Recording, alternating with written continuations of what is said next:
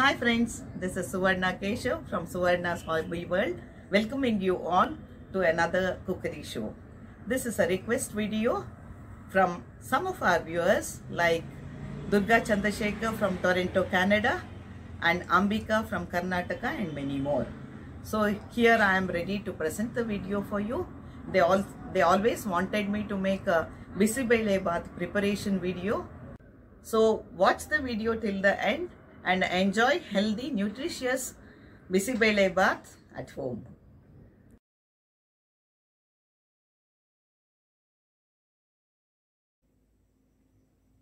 So friends, let us see what are the ingredients we need to make bisibele bath. In fact, this is quite an elaborate process. However, I'll try to make it as simple as possible. We need a lot of ingredients. So let us check out what are the ingredients we need. Mixed vegetables. I have used carrots, capsicum, brinjal, beans, peas, potato and chow, anything of your choice.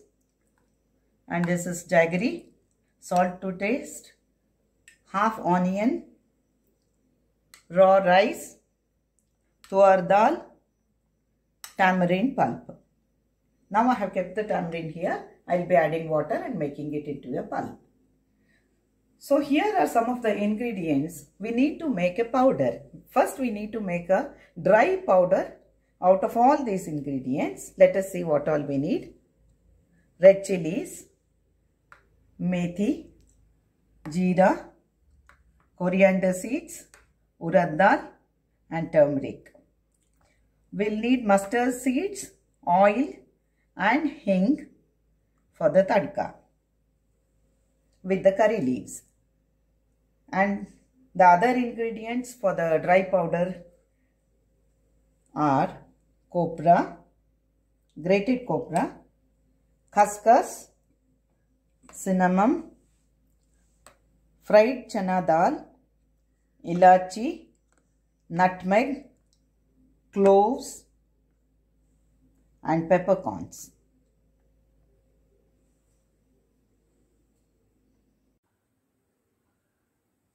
So now let us heat a thick bottomed kadai and just add 1 teaspoon oil.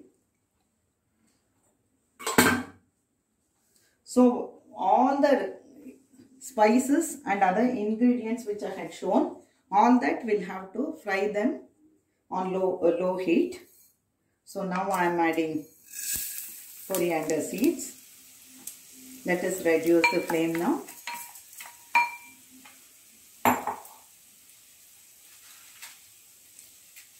The red chilies, urad dal,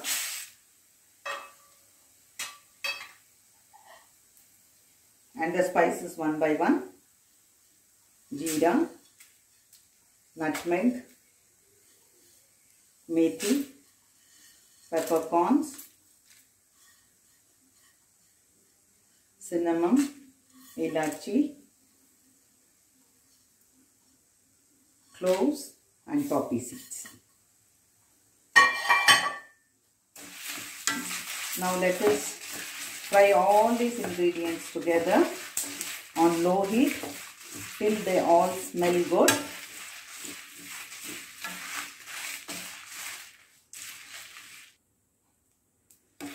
They're all smelling good now. It's almost done. At this point, let us add the grated copra.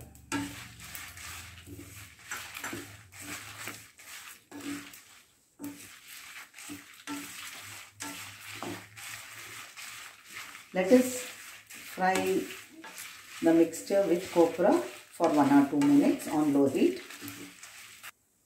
It is done now. So I have switched off the gas. Now I am adding the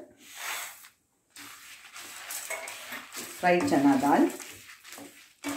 Mix it well, allow it to cool, and then we'll transfer it to a mixing jar and grind it into a powder. This powder need not be very fine. You need not sieve the powder also. Actually here for the measurements what I have given, you'll get about half a kg or a little more than that. You can use it for 3-4 times. As I said, Bisibelebath is a very elaborate recipe. Once the powder is ready, half the work is done. So next time when you make the Bisibelebath, it will be quite easy for you.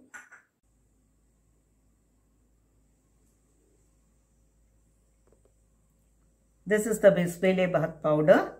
Now it is ready. Actually, I got 350 grams of Bisibelebath powder from whatever ingredients we had used. So now we have taken half an onion. Let us roast the onion a little, and remember, onion is used only to enhance the flavor. Please don't use more than half an onion for what we are preparing now, for that measure, because more onion will give you onion sambar like taste, and it will spoil the original taste of your Bisibelebath. So just saute it a little for a minute, that's all. So we need to grind the powder with some grated coconut and the onions together into a fine paste. Actually, I have used 4 tablespoons of Bisibelebath powder for this. Each tablespoon is 15 grams. So I have used about 60 grams of Bisibelebath powder. So now let us add the onions.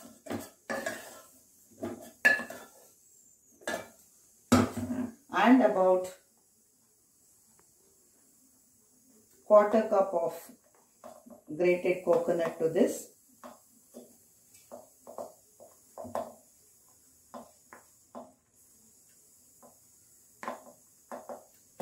Let us add some water and grind it into a fine paste with turmeric.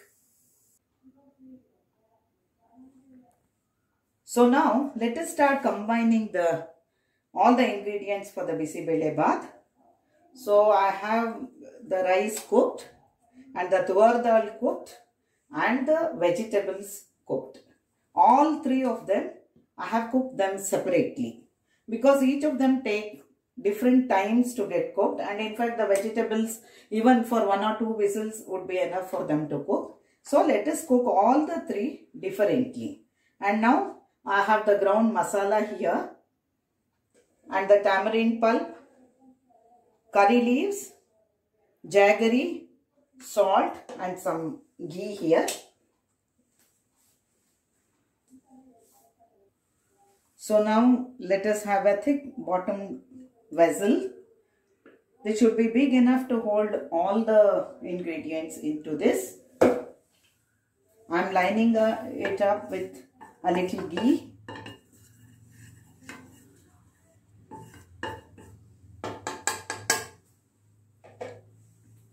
So let us add the ingredients one by one.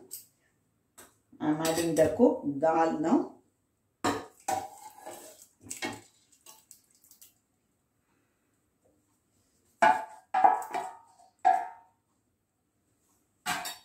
Let us add the vegetables now.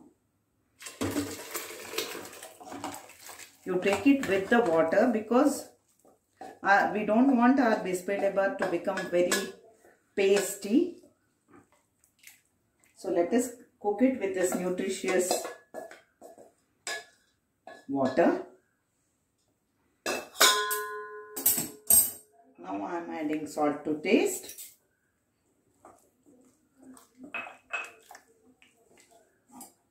And the ground masala.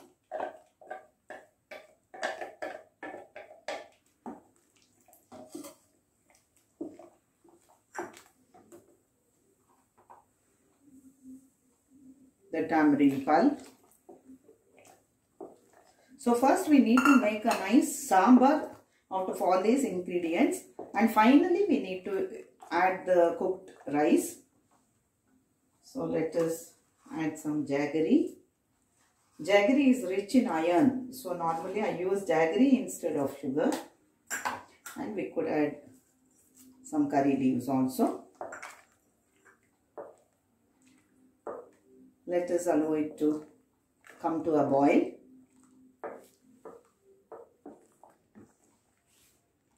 So now the Bisibelebhat sambar has come to a boil. Reduce the heat now. Now we need to give a tadka to this. So I am heating a small ladle here.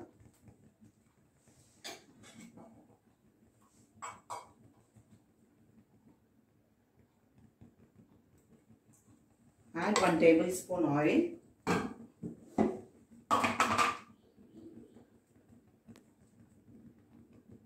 And ghee, 1 tablespoon.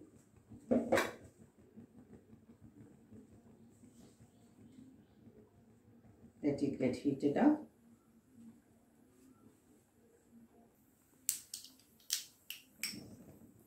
Now let us add the mustard. Allow it to crackle.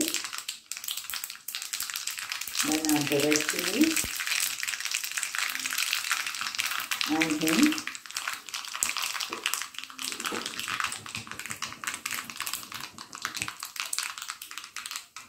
Here also we should reduce and then add the tadka. Give it a nice stir.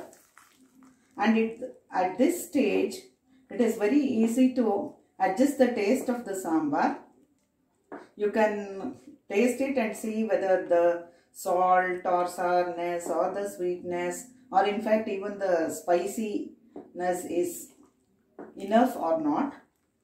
If you want it to be more spicy, you can add 1 or 2 teaspoons of the prepared Bisibelebhat dry powder. At this stage we can add it.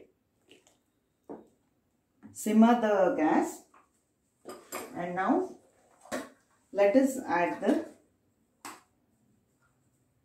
rice. And also this sambar you can use it for your idlis also. It can double itself as a idli sambar. You could prepare more, keep half of it for idlis for the next day and then use this for Bisibelebhat. So now let us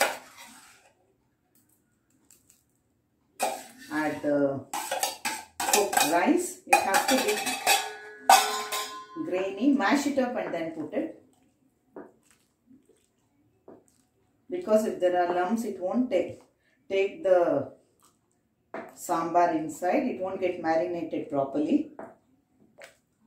So keep it on sim and keep on stirring for another 5 to 10 minutes. The rice has to absorb all the sambar ingredients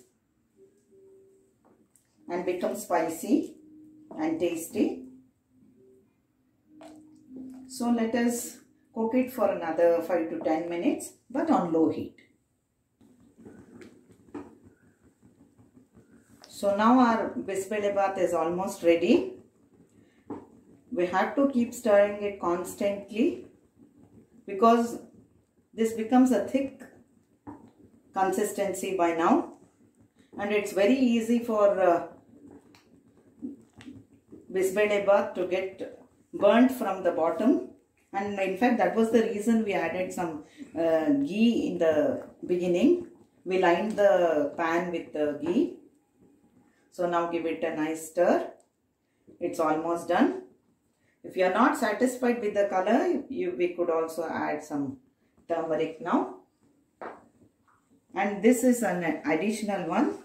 I have just put some very little ghee here and I am adding some cashew nuts. Let us put some roasted cashew nuts. If you are calorie cautious, you can skip this also.